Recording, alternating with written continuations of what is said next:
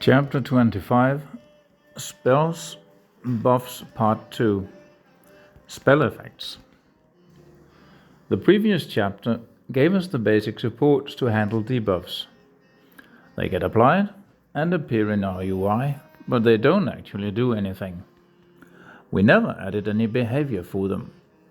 It's time we flesh out the actual effects which the names of our debuffs enumeration hinted at. Let's walk through the details that go into the spells. They fall into various categories. Damage over time. Poisoned means you'll lose hit points from poison damage at regular intervals, the so-called ticks. The poison hurts you for rend damage, you'll feel sick. Bleeding is akin to poisoning. It may require countering to not have worsening consequences. You probably cannot weather sustained bleeding. You bleed for rend damage. Burning is another damage effect that's similar to poisoning and bleeding. You burn for rend damage.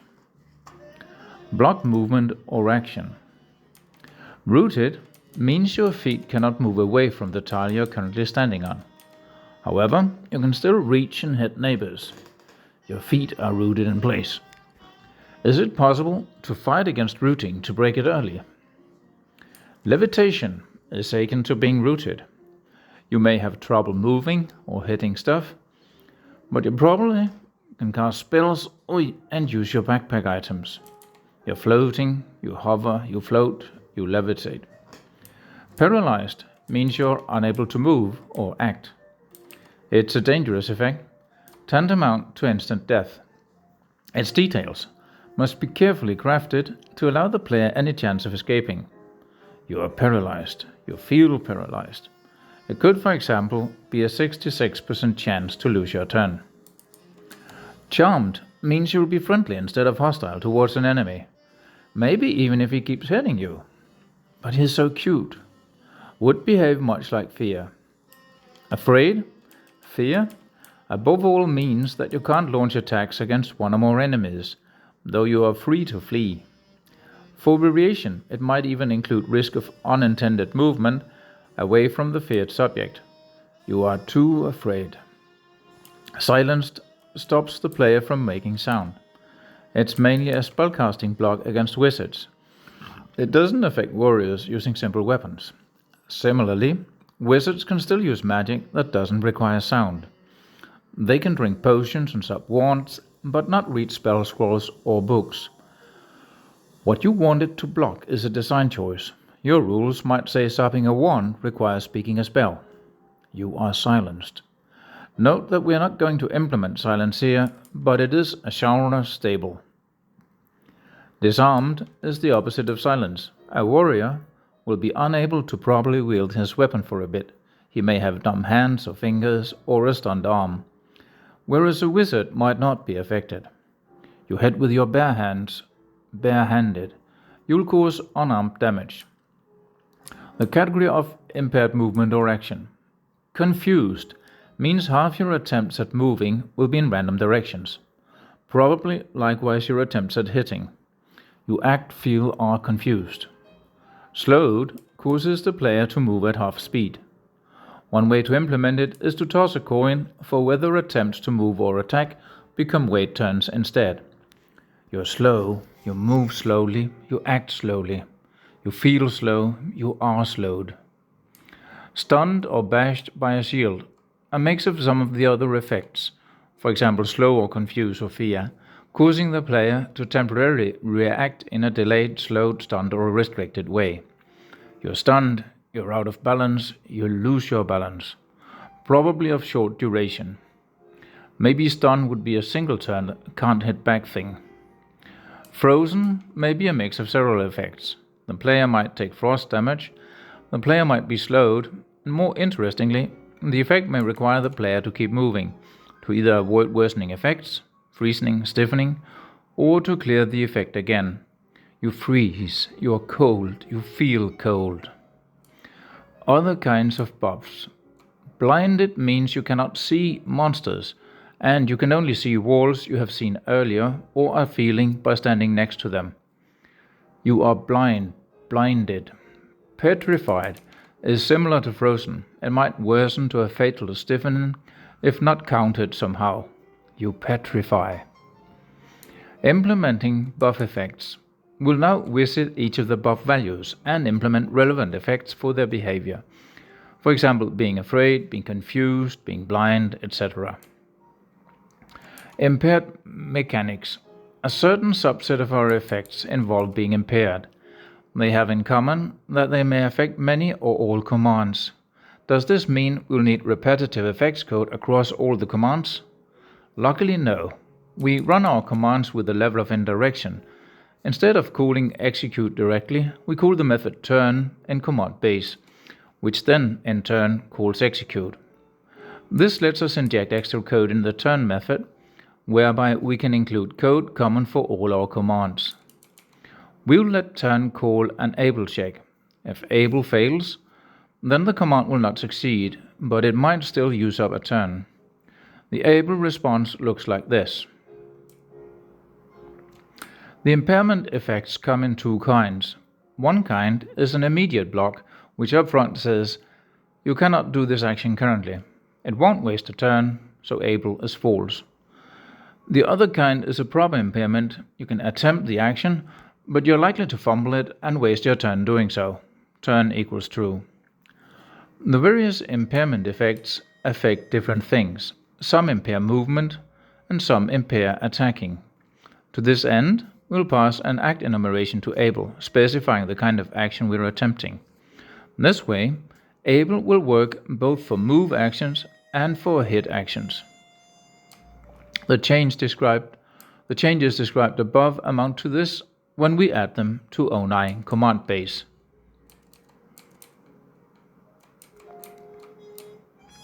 Background, making turns interruptible.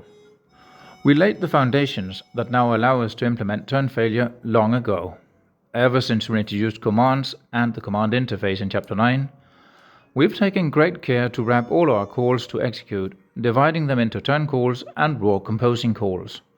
We now reach the purpose of doing so. Notice here command interface with its 3 execute wrappers. As we try to fit in the able checks to allow commands to fail, we reveal that we execute in different situations. Sometimes we execute to complete a creature turn. Other times we execute to compose bigger commands of smaller commands. It's only the turn calls we want to be interruptible. The raw calls should be left alone. We only want able checks on turn executions, not on composing executions. So when we call turn or NPC turn, we want able checks, and when we call raw, we're just composing. For example, in O9 move command, we use raw for the stare command. Across all our mob AIs, we use NPC turn, which resolves to turn. So mobs too can be debuffed to fail. And in O9 game screen, player turn itself uses turn. This goes for all screens executing player turns. Implementing the afraid buff. Handling the afraid buff is simply a check for whether the attacker is too afraid to do a given action. If he's afraid, his attempts to hit will not succeed. We can implement afraid as a Boolean function in O9 command base, like this. When it's the player himself, we warn him with a flash message that he is too afraid. The check should apply to physical hit attacks, so we'll add it to able like so. For this to work, we must ensure that hit command is a hit act, so we will adjust 11 hit command this way. We'll do charmed, rooted and levitating next, because of their similarity to afraid. Charmed. Charm is akin to afraid, just with a different message. It's too cute. Also, if the charmer hits you, the status is cleared and you can once again hit him. The charm wears off. To O9 command base, we add this. And we add a charmed call to able. We must make hits clear charm, so we add the following bits at the end of hit command.execute. Ideas for variation of charmed. Could we make charmed more different from afraid? Maybe afraid is general, and charmed is relative to specific creatures. Maybe related to who hits first. Maybe tied to stealing from our bag. Maybe the status is cleared whenever the affected mob is hit, but only by the charmer. If so, we would have to keep track of who charmed, in effect of who is being charming. Maybe the buff should be reversed, so it's instead the charming creature who has an is charming buff. Implementing rooted. Being rooted should do the opposite of afraid, that is, allow hitting but not moving. So instead of hit command, we add this bit to O9 move command. Then rooted in O9 command base looks like this, which we will append in the able checks like this. Based on playtesting, we can tell a few things about root. It's definitely annoying, and our choice of cardinal movement directions instead of 8-way directions makes it even worse. We cannot even try to reach or counter attack diagonally. Root is a prime candidate for having shorter duration than the other effects. Levitation. Levitate means you can neither hit with a weapon nor move, but you can still use spells and items in your bag. It's similar to Rooted and Afraid, but affects both attacks and movement. So O9 command base now gets this, which we add enable like this. HOM is true with both hit and move. Playtasting and common sense tells us that Levitate is even worse than Root. Unless you have missile weapons, it's almost a death sentence. Blinded. Blind requires changing how we draw. Monsters should no longer be drawn while we are blind. For dramatic effect, we could consider drawing the nearby parts of the dungeon in subdued colors too, like we do with distant parts. So, in draw map 18, we add this snippet at the top, which gives us the blind status. And then, in its inner loop, we change to this. This achieves a number of things. If we are blind, we behave as if everything is far away and thus drawn as something we can't currently see, drawn from memory. See mob will depend on blind, unless it's the player himself. Even when blind, we wish to draw the player's sprite.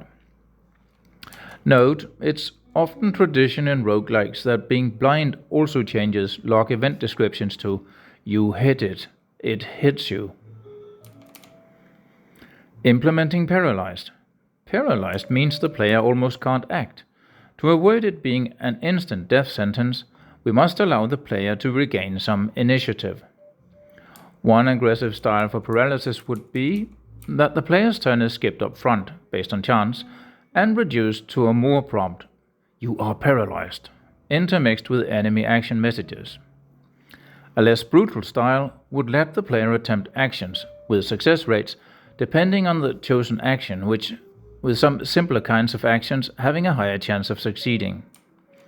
We'll go with the second style. Instead of actions being totally blocked, you'll have a percentage chance of being able to do something. For example, a 33% chance or 25% chance of managing a single action.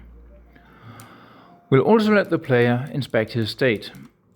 Those are not turns and actions per se. This makes little sense from a paralysis perspective, but good sense from a gameplay perspective. If you're in high danger, you should have good means to consider your options. So we can decide that non-turns like checking the message log and looking in your inventory are still allowed. A major factor is what kind of duration we give to paralysis. We might give paralysis a high chance to wear off, maybe 15% each turn. We could go further and give certain actions a high chance to reduce or remove your paralysis. For example, let successful movement either remove or shorten your remaining duration. Note that all our able checks until now have precisely been able checks, not foil checks. This changes with paralysis, which will be our first foil check. Here it's important we place the foil checks after able checks because a foil check may waste a turn. Paralysis implementation attempt. We will assign escape weights to the different kinds of actions.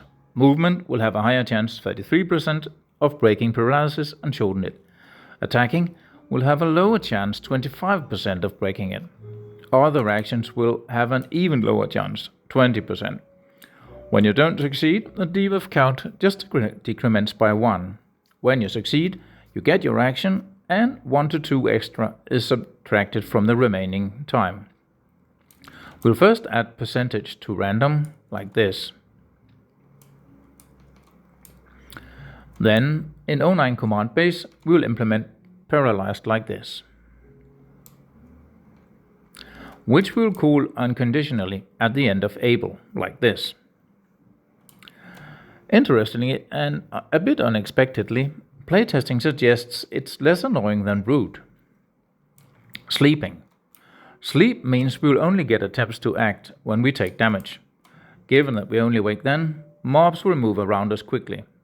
Sleep is similar to paralysis, but worse as there's no random chance to wake. Another difference is that taking damage wakes you up. As outlined, sleep would often endure straight till it times out, given that only damage interrupts it. So how can we achieve this effect? One way to implement damage wakes you up is to piggyback on the auto-heal mechanism. To wake up on damage, we modify 17 auto-heal, like this. The sleep check in command base will be this. And like paralysis, we must call it unconditionally at the end of able. Implementing slowed. If you are slowed, at random half of your attempts to move or hit will instead be delays. We add the slow check method to 09 command base. Beware that the able check for slow must also be one of the later checks, as it's a foil check. We must first do all those checks which do not risk consuming a turn. Poisoned. If you're poisoned, burning, or bleeding, you will periodically take damage. We handle this with tick interface on your buff. Poison tick here is such an example of tick interface.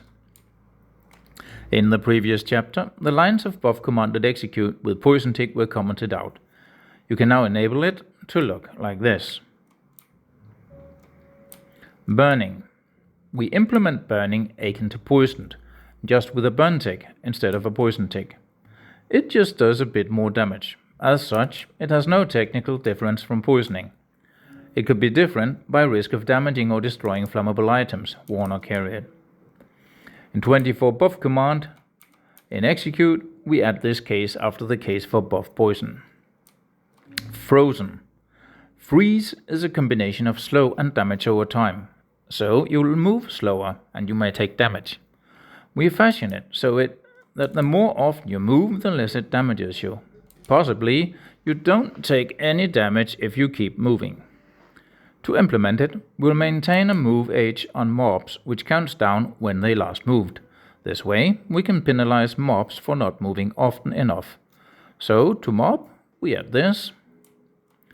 Then to move commanded execute, we add this. And finally, to base screen.finish turn, we add this bit. That's the move age. Now we can implement the freeze tick that does the damage to be this. And we'll have to enable it in 24 buff command. And then in 09 command base, we add its obstructing effect, which we call at the end of able. A thought, maybe freezing should also cause random shattering of frost-susceptible items like potions and drinks. Implementing bleeding. Bleeding differs from poisoning and by punishing movement. You'll take small damage from bleeding if you move rarely, and more damage if you move. We add a case for buff bleed in buff commanded execute. The 25 bleed tick being this. Petrified. Petrify is a lot like freeze. The main difference is that petrify is fatal if you don't move, because petrify damage continues to grow. Stun. Stuns, above all, are short, preferably only 2 to 4 turns. They are physical. Ideally, you should only be stunned by someone immediately next to you, physically attacking you. Stuns require a countering balance thing to regain your balance and clear your stun. For example, if you back away from the guy who bashed you, you regain your balance in one turn. Stuns happen in a direction. You're pushed off balance, you have a chance to regain your balance. You do this by moving a step back in the direction you were pushed. If you manage to do so, your stun debuff is cleared, and otherwise it remains as a 2 to 3 turn confusion slow. The net effect is that enemies with stun can be managed by this precise backward stance. And conversely, if you are stunned without free space to maneuver, it will be dangerous. To implement it, we could proceed as follows. When the stun debuff is constructed, we check the relative positions of the attacker and the target to determine the direction of the stun. From the stun direction and the target's current position, we also determine the safe position, that is, the position target must move to in order to shake off the stun. As the stun's tick interface reaches the first tick, it checks whether the target has reached his safe position. If so, the stun is cleared. Your head clears. If not, he gets the full stun effect.